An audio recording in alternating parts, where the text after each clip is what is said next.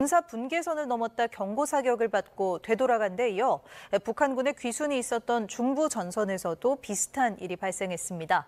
2025년 10월 19일 오전 강원도 중부전선 비무장지대에서 북한군 병사 1명이 군사분계선을 넘어 귀순했습니다. 대한민국군 당국은 신속하게 신병을 확보했으며 이 병사의 귀순 의사를 확인했습니다. 사건 직후 북한군 수십 명이 다른 지역에서 군사분계선을 넘어왔다가 우리 군의 경고 사격 후 북측으로 되돌아가는 긴박한 상황도 함께 발생했습니다. 특히 귀순 병사를 추격하던 북한군 2명이 일시적으로 남측 지역까지 진입했다가 경고, 방송과 공포탄 사격에 퇴각한 것으로 알려졌습니다. 이번 귀순은 올해 들어 수번째 북한군 병사의 귀순 사례로 기록되었습니다. 하지만 이 사건의 이면에는 단순한 귀순을 넘어선 한 아버지의 절박한 선택이 숨어 있었습니다. 생후 6개월 된 아들의 미래를 위해 가족을 남겨두고 홀로 죽음의 경계선을 넘은 25세 젊은 아버지. 그는 왜 목숨을 걸어야 했을까요? 지금부터 그 이야기를 들려드리겠습니다. 김철수는 북한군 이등병으로 DMZ 최전방 초소에서 경계 근무를 서고 있었습니다. 25세의 평범한 청년이었던 그에게 1년 전 인생을 바꾼 일이 일어났죠. 결혼입니다. 같은 마을 출신의 리순이와 결혼식을 올렸고 그로부터 1년 후 아들이 태어났습니다. 부대에서 특별 휴가를 받아 집으로 돌아간 날, 철수는 생애 처음으로 아버지가 되었습니다. 작고 빨간 얼굴을 한 아기가 자신의 품에 안겨 있었어요. 손가락만한 작은 손, 가늘게 떨리는 숨소리, 눈을 꼭 감고 있는 모습. 철수는 그 순간을 평생 잊지 못할 겁니다. 병원에서 돌아와 아내와 함께 아기를 내려다보던 밤이었습니다. 아기는 작은 주먹을 쥐고 잠들어 있었어요. 철수는 그 작은 손을 조심스럽게 만졌습니다. 따뜻했습니다. 살아있다는 증거였죠. 이 작은 생명을 지켜야 한다는 책임감이 가슴을 가득 채웠습니다. 민준이라는 이름을 지어주었습니다. 백성민, 준걸준. 뛰어난 사람이 되기를 바라는 마음을 담았어요. 하지만 북한에서 뛰어나다는 것이 무슨 의미가 있을까요? 철수는 그때는 몰랐습니다. 자신이 곧 그 질문의 답을 찾게 될 거라는 걸. 일주일간의 휴가가 끝나고 철수는 다시 부대로 복귀해야 했습니다. 아내와 갓난아기를 두고 떠나는 발걸음이 무거웠어요. 순이는 울지 않으려고 애썼지만 눈가가 붉어져 있었습니다. 철수는 아내의 어깨를 토닥이며 돌아섰습니다. 부대로 돌아온 철수는 동료들에게 아들 사진을 보여주며 자랑했습니다. 선배 박영철도 두 아이의 아버지였기에 진심으로 축하해 주었죠. 다들 웃으며 덕담을 건넸습니다. 철수는 그저 행복했습니다. 아버지가 되었다는 사실이, 돌아갈 가족이 있다는 사실이. 하지만 그 행복은 오래가지 못했습니다. 한 달쯤 지났을 때였습니다. 부대에서 정치사상 교육이 있었어요. 교육 내용은 늘 비슷했습니다. 수령님께 충성하라, 혁명과업을 완수하라, 적들의 사상 공세를 경계하라. 철수는 졸음을 참으며 앉아 있었습니다. 그런데 그날은 조금 달랐습니다. 교육 담당 정치지도원이 새로운 지시 사항을 전달했어요. 가족들의 언행을 감시하라는 내용이었습니다. 특히 어린아이들도 예외가 아니라고 강조했죠. 아이들이 순진하게 하는 말도 반동 사상의 씨앗이 될 수 있다고 했습니다. 철수는 이해할 수 없었습니다. 어린아이들이 뭘 안다고요. 그냥 배고프면 배고프다고 궁금하면 물어보는 게 아이들 아닌가요? 하지만 그는 아무 말도 하지 않았습니다. 질문하는 것 자체가 위험했으니까요. 며칠 후 충격적인 소식이 들려왔습니다. 같은 부대 소속이던 최민수 병사의 가족에게 일어난 일이었어요. 민수에게는 5살 난 아들이 있었습니다. 그 아이가 유치원에서 한 말이 문제가 되었죠. 아이는 배가 고팠습니다. 점심시간인데 배식된 음식이 너무 적었어요. 다른 아이들도 배고파했습니다. 그러자 민수의 아들이 순진하게 말했습니다. 김정은 원수님께 밥을 더 달라고 하면 안 되냐고. 선생님한테 부탁하면 원수님께 전해줄 거라고. 유치원 교사는 그 말을 보위부에 보고했습니다. 5살짜리 아이의 말이 수령 모독으로 해석된 겁니다. 조사가 시작되었고 결과는 참혹했습니다. 최민수와 그의 아내 그리고 5살 아들 민수의 부모님까지 가족 전체가 정치범수용소로 끌려갔습니다. 3대가 하루아침에 사라진 거죠. 아이가 배고프다고 순수하게 던진 질문 하나 때문에 철수는 그 소식을 듣고 온몸이 얼어붙는 것 같았습니다. 부대 안은 침묵에 잠겼어요.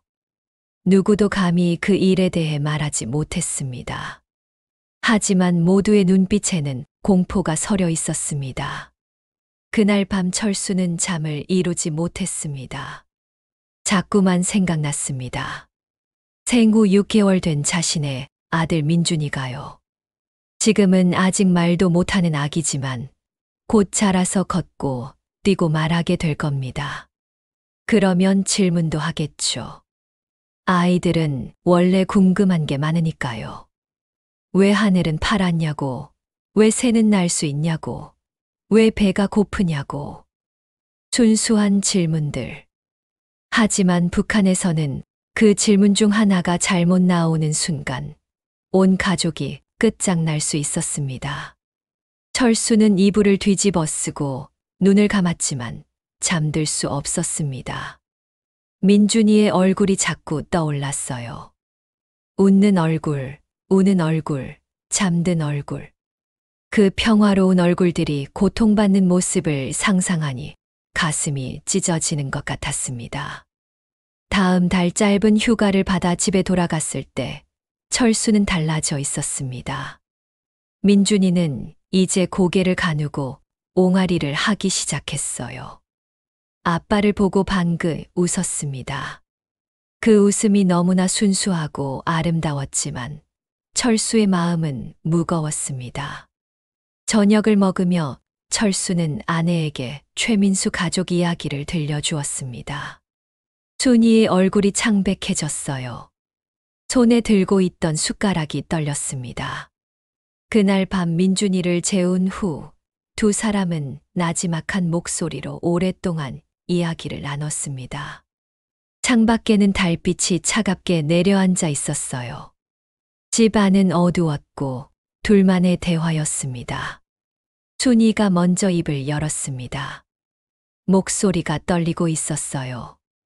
우리 민준이가 자라서 학교에 가면 어떻게 될까요?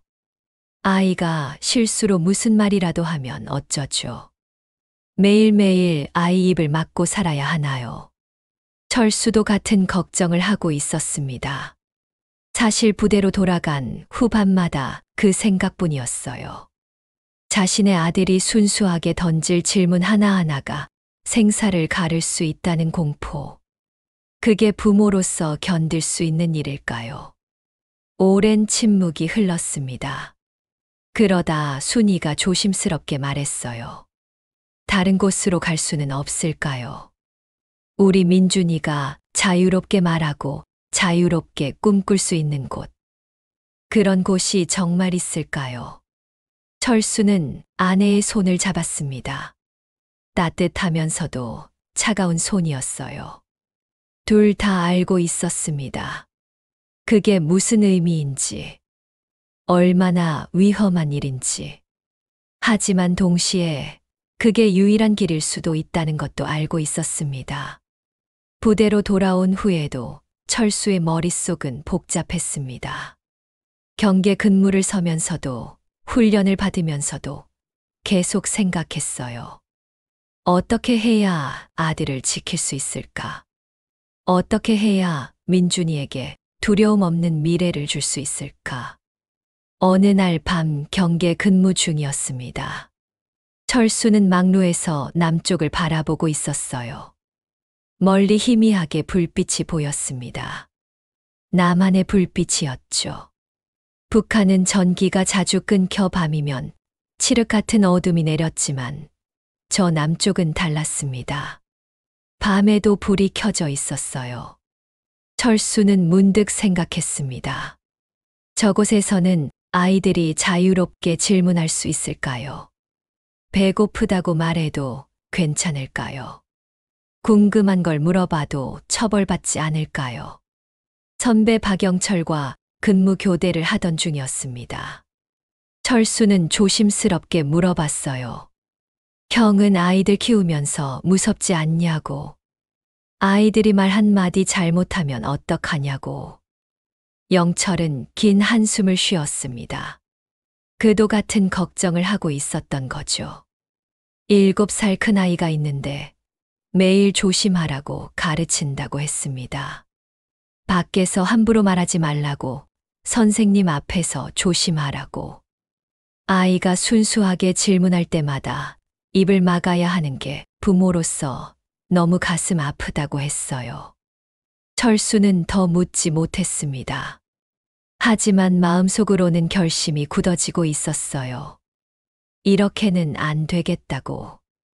민준이를 이런 세상에서 키울 수 없다고. 다시 휴가를 받아 집에 돌아갔을 때 철수는 가족들을 모았습니다. 아내와 장모님, 그리고 아버지까지. 저녁을 먹은 후 민준이를 재우고 조용히 이야기를 시작했어요.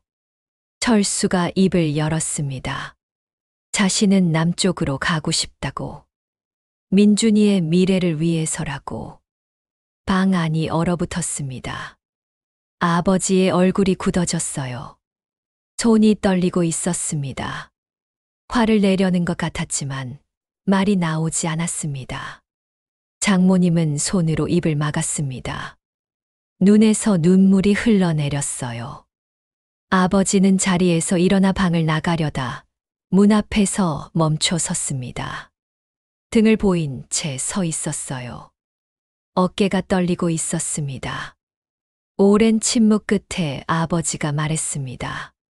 자신도 손자를 보고 나서 이 나라가 무섭더라고.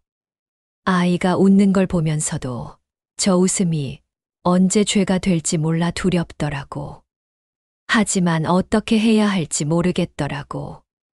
아버지는 그 말을 남기고 방으로 들어가 버렸습니다. 장모님이 조용히 말했어요. 가족을 지키는 게 부모의 도리라고. 어떤 선택을 하든 이해한다고. 순이는 남편의 손을 꼭 잡았습니다. 먼저 가라고 했어요. 거기서 자리를 잡으면 자신들을 데려갈 방법을 찾아달라고. 민준이를 자유롭게 키우고 싶다고. 그날 밤 철수는 잠든 아들을 오래오래 바라봤습니다. 작은 가슴이 오르락내리락하며 숨을 쉬고 있었어요. 평화로운 얼굴이었습니다. 세상이 얼마나 위험한지, 자신의 한마디가 얼마나 무서운 결과를 낳을 수 있는지 모르는 순수한 얼굴. 철수는 아들의 이마에 입을 맞췄습니다. 눈물이 흘러내렸어요. 미안하다고, 조금만 기다리라고, 아빠가 너를 자유롭게 해주겠다고 속삭였습니다. 부대로 돌아온 철수는 본격적으로 준비를 시작했습니다. DMZ 지형을 머릿속에 그렸어요. 경계 근무 패턴을 분석했습니다. 어느 시간에 어느 위치가 가장 취약한지 파악했습니다. 박영철에게 진실을 털어놓았습니다. 자신이 남쪽으로 갈 거라고. 영철은 한참 동안 아무 말 없이 철수를 바라봤어요. 그러다 천천히 고개를 끄덕였습니다. 언제냐고 물었습니다. 철수는 이번 달 안으로라고 대답했어요. 영철은 도와주겠다고 했습니다. 그날 밤 경계 근무 때 자신이 순찰을 늦게 돌겠다고, 시간을 벌어주겠다고 했어요. 그리고 주머니에서 작은 나침반을 꺼냈습니다. 아버지 유품이라며 철수에게 건넸어요. 철수는 받을 수 없다고 했지만 영철은 우겼습니다.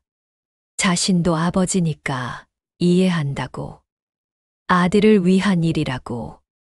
두 사람은 말없이 서로를 껴안았습니다. 집에서는 순이가 남편을 위한 작은 보따리를 준비하고 있었습니다. 마른 옥수수 몇 알, 민준이의 사진, 시어머니가 남긴 낡은 손수건. 가져갈 수 있는 건 많지 않았지만 마음을 담았습니다. 마지막 휴가를 나온 날이었습니다. 철수는 집에서 가족들과 마지막 시간을 보냈어요. 민준이는 이제 옹알이를 더 많이 했습니다.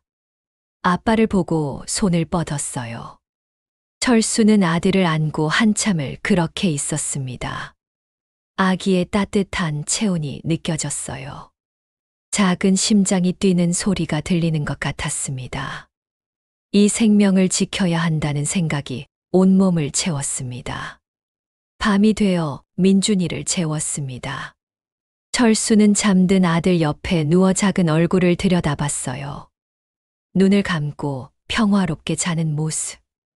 이 평화를 지켜주고 싶었습니다. 영원히.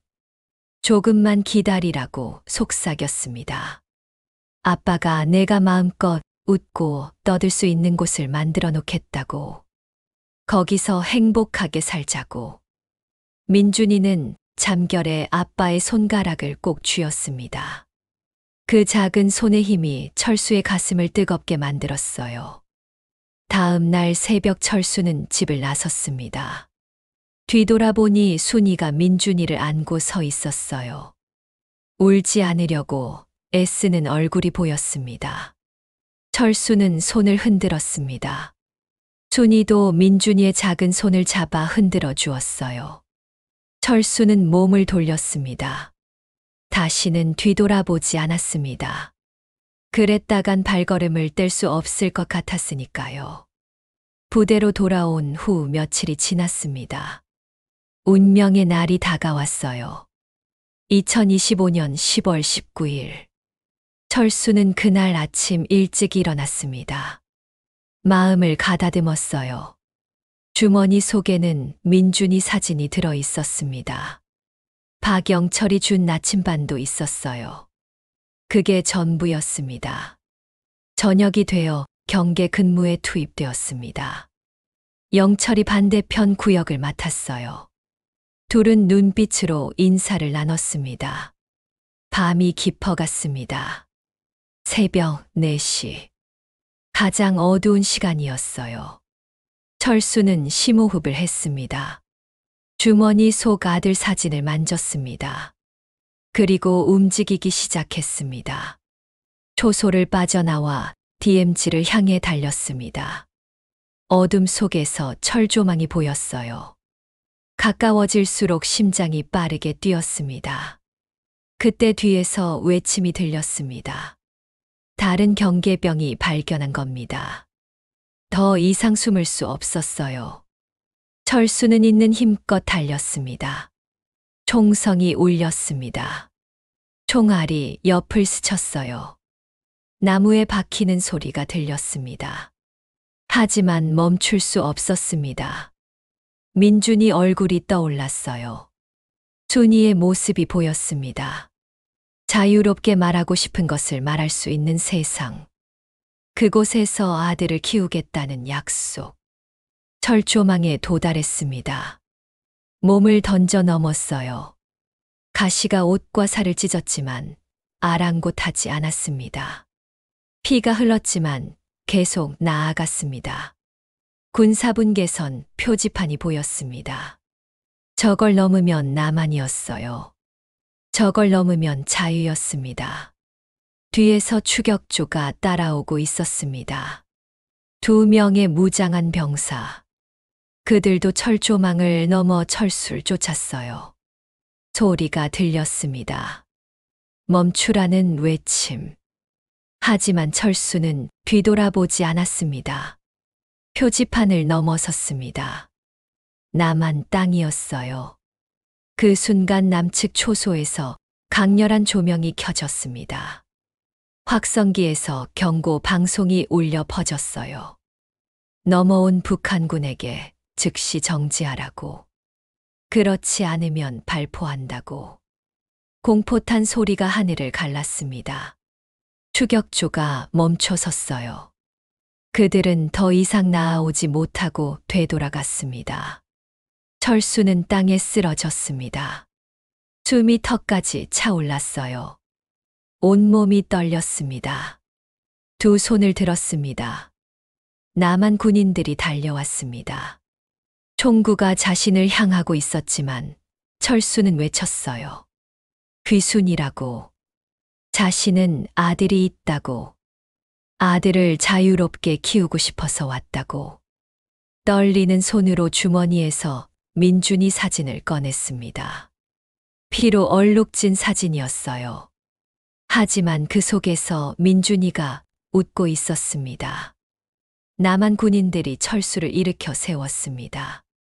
안전한 곳으로 이끌었어요. 철수는 그제야 긴장이 풀리며 주저앉았습니다. 살았습니다. 경계선을 넘었습니다. 남한군 시설에서 눈을 떴을 때 철수는 따뜻한 방에 누워 있었습니다. 상처를 치료받았고 깨끗한 옷을 입었어요. 하지만 마음은 편치 않았습니다. 조사관이 들어왔습니다. 귀순 이유를 물었어요. 철수는 아들 사진을 보여주었습니다. 이 아이를 자유롭게 키우고 싶었다고 말했습니다. 최민수 가족 이야기를 들려주었습니다. 5살 아이의 순수한 말 한마디로 3대가 정치범 수용소로 끌려간 이야기. 조사관들의 표정이 굳어졌어요. 철수는 말을 이었습니다. 자신의 아들도 자라면서 질문할 거라고. 왜, 어떻게, 라고 물을 거라고. 그런데 북한에서는 그런 순수한 질문조차 죄가 될 수 있다고. 자신은 아들이 자유롭게 질문하고 자유롭게 대답을 들을 수 있는 곳에서 키우고 싶었다고. 눈물이 흘러내렸습니다. 아내와 아들을 북에 두고 왔다고 말했어요. 여기서 자리를 잡으면 그들을 데려올 방법이 있을까요? 조사관은 난감한 표정을 지었습니다. 쉽지 않을 거라고 했어요. 하지만 최선을 다해 돕겠다고 약속했습니다. 그날 밤 철수는 창밖을 바라봤습니다. 북쪽 하늘을 보며 생각했어요. 저 너머에 순이와 민준이가 있다고. 조금만 기다리라고. 아빠가 꼭 데리러 가겠다고. 북한에서는 순이가 남편이 무사히 넘어갔다는 소식을 간접적으로 들었습니다. 중국에 있는 친척을 통해 전해진 소식이었어요. 안도의 한숨을 쉬었습니다. 하지만 동시에 두려움도 밀려왔습니다. 며칠 후 보위부 요원들이 찾아왔습니다. 김철수의 가족이 맞냐고 물었어요. 남편이 어디 갔는지 아냐고 추궁했습니다. 순이는 민준이를 꼭 안았습니다. 모른다고 대답했어요. 군 복무 중인 걸로만 알고 있다고. 요원들은 거짓말하지 말라며 소리쳤습니다. 남편이 조국을 배신하고 도주했다고. 당분간 감시할 거라고 경고했어요. 그들이 떠난 후 순이는 아들을 안고 울었습니다. 민준이도 따라 울었어요. 하지만 순이는 곧 눈물을 닦았습니다. 남편을 믿어야 했습니다. 재회의 날을 믿어야 했어요. 이웃들의 눈초리가 차갑게 변했습니다. 탈북자 가족이라는 낙인이 찍힌 거죠. 하지만 순이는 견뎠습니다. 민준이를 보며 힘을 냈어요. 남한에서 철수는 정착 교육을 받았습니다. 새로운 세상이었어요. 모든 게 낯설었지만 배워나갔습니다. 하지만 머릿속은 온통 가족 생각뿐이었습니다. 통일부 담당자와 상담했습니다. 가족을 데려올 방법을 물었어요. 공식적으로는 어렵다고 했습니다. 하지만 브로커를 통한 비공식 루트가 있다고 알려주었어요. 철수는 일자리를 구했습니다. 공장에서 일하고 건설 현장에서 일했어요. 할 수 있는 일은 뭐든 했습니다. 악착같이 돈을 모았습니다. 밤에는 브로커와 연락했습니다. 중국을 거쳐 순이에게 메시지를 보냈어요. 조금만 기다리라고. 곧 데리러 가겠다고. 시간이 흘렀습니다. 1년이 지났어요. 철수는 충분한 돈을 모았습니다. 브로커를 통해 구체적인 계획을 세웠습니다. 순이에게 메시지가 전달되었습니다. 탈출 일정, 만날 장소, 준비물. 순이는 떨리는 손으로 그 메시지를 읽었어요. 드디어 그날이 왔습니다. 어느 밤 순이는 민준이를 안고 집을 나섰습니다. 민준이는 이제 돌이 지났어요. 아빠라는 말을 할 수 있게 되었습니다. 위험천만한 여정이 시작되었습니다. 두만강을 건넜어요. 물이 차갑고 깊었습니다. 민준이를 꼭 안고 건넜습니다. 중국을 거쳤습니다. 숨어 지내며 다음 기회를 기다렸어요. 라오스로, 태국으로. 긴 여정이었습니다. 그리고 마침내 인천공항이었습니다. 철수는 도착 게이트 앞에서 초조하게 기다렸어요. 손에는 민준이를 위한 작은 곰인형이 들려 있었습니다. 사람들이 나오기 시작했습니다. 철수의 심장이 빠르게 뛰었어요. 그리고 보였습니다. 순이었습니다. 민준이를 안고 있었어요. 철수는 달려갔습니다. 순이도 달려왔어요. 두 사람은 껴안았습니다. 1년 만의 재회였습니다. 민준이가 낯선 남자를 보고 눈을 깜빡였습니다. 철수가 사진을 보여주자 아이가 반응했어요. 작은 손을 뻗었습니다. 철수는 아들을 안았습니다. 눈물이 쏟아졌어요. 따뜻했습니다. 살아 있었습니다. 함께 있었습니다. 공항 밖으로 나왔습니다. 서울의 하늘이 보였어요. 별이 반짝이고 있었습니다. 철수는 민준이를 안고 하늘을 가리켰습니다. 저기 별이 있다고 말했어요. 민준이가 작은 손으로 하늘을 가리키며 옹알이를 했습니다. 철수가 말했습니다. 이제 넌 자유롭게 저 별들을 볼 수 있다고. 크면 우주비행사도 될 수 있고 뭐든 될 수 있다고. 하고 싶은 말 다 하고 물어보고 싶은 거 다 물어봐도 된다고. 순이가 남편의 어깨에 머리를 기댔습니다. 고생했다고 속삭였어요. 철수는 고개를 저었습니다. 이제 시작이라고 말했어요. 민준이의 미래를 위한 시작이라고. 새 가족은 새로운 삶을 향해 걸어갔습니다.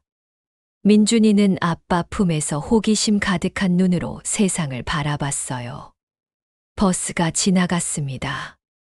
민준이가 손가락으로 가리켰어요. 철수가 말했습니다. 버스라고. 내일 같이 타보자고. 민준이가 웃었습니다. 자유로운 웃음이었어요. 자유로운 질문, 자유로운 대화, 자유로운 미래. 그것이 바로 철수가 아들에게 주고 싶었던 선물이었습니다.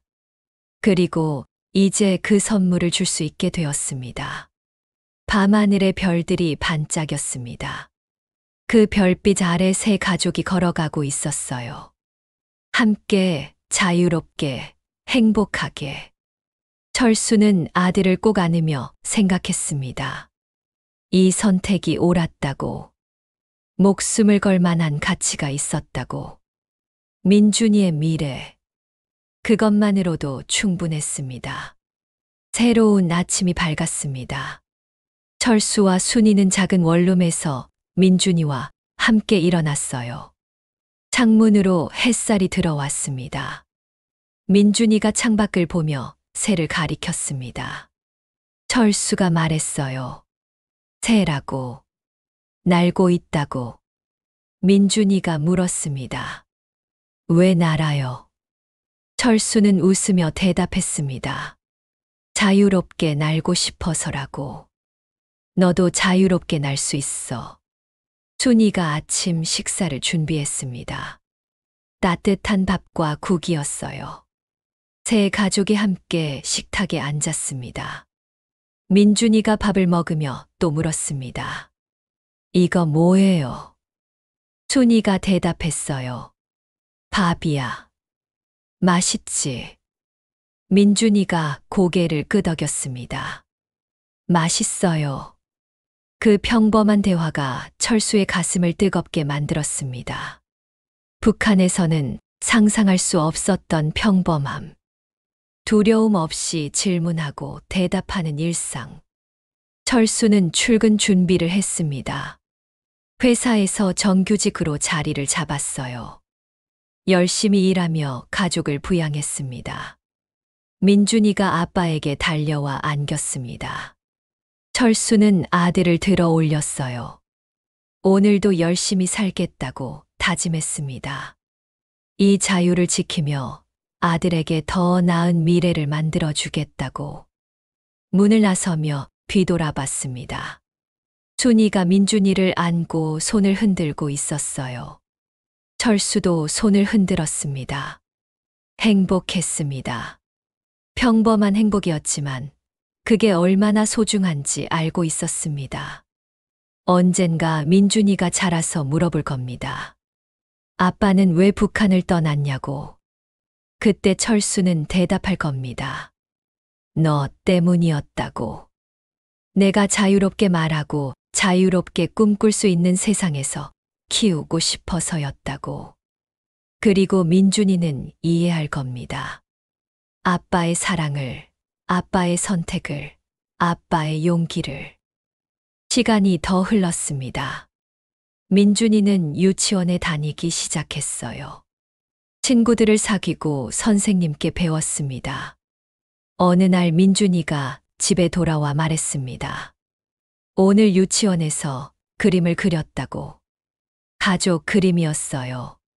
철수는 아들의 그림을 봤습니다. 아빠, 엄마, 민준이가 손을 잡고 웃고 있었어요. 해가 밝게 빛나고 새들이 날고 있었습니다. 민준이가 물었습니다. 예쁘죠? 철수는 눈물을 참으며 대답했어요. 정말 예쁘다고. 세상에서 가장 예쁜 그림이라고. 민준이가 또 물었습니다. 선생님이 가족이 뭐냐고 물어봤어요. 저는 사랑하는 사람들이라고 대답했어요. 맞죠. 철수는 아들을 꼭 안았습니다. 맞다고 말했어요.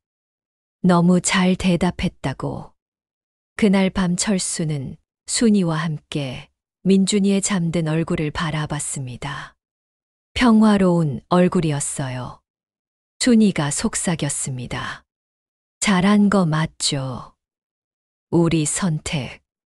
철수는 고개를 끄덕였습니다. 잘한 거라고. 100번이고 1000번이고 같은 선택을 할 거라고. 창밖에는 별이 빛나고 있었습니다. 자유의 하늘 아래 빛나는 별들. 철수는 북쪽 하늘을 바라보며 생각했습니다. 북한에 남아있는 사람들도 언젠가 이 자유를 누릴 수 있기를. 아이들이 두려움 없이 질문하고 꿈꿀 수 있는 날이 오기를. 그날까지 자신은 여기서 민준이를 잘 키우며 희망을 잃지 않겠다고 다짐했습니다. 경계선을 넘었던 그날의 기억은 평생 잊지 못할 겁니다. 하지만 이제 그 경계선 너머에서 새로운 삶을 살고 있습니다. 아들의 미래를 위해, 자유를 위해, 사랑하는 가족을 위해 그것으로 충분했습니다.